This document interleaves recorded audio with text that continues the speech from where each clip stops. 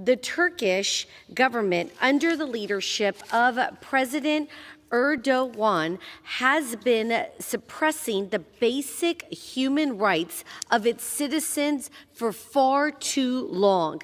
As we gather here today, thousands of innocent individuals in Turkey are being unjustly detained, tortured, and subjected to inhumane treatment.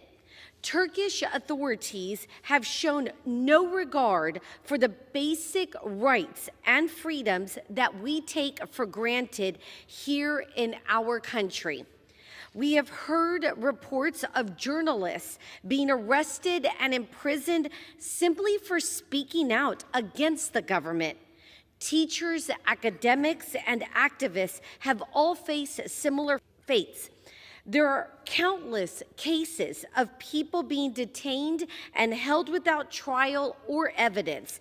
This is not acceptable in any society, let alone one that claims to be a democracy.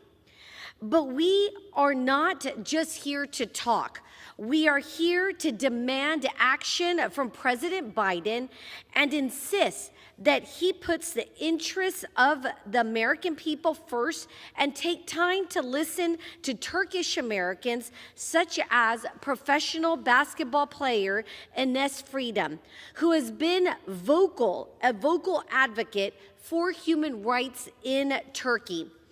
Enes has been tirelessly fighting for the rights of the Turkish people, and he has faced persecution for doing so. We cannot stand by and watch as innocent people are being subject to such a brutality.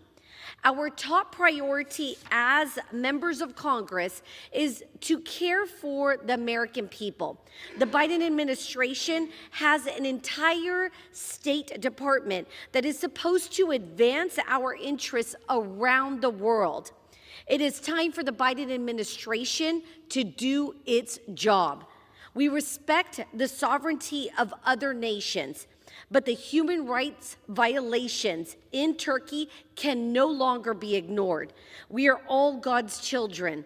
Let us continue to fight for a world where human rights of all men, women, and children are respected, regardless of where they come from.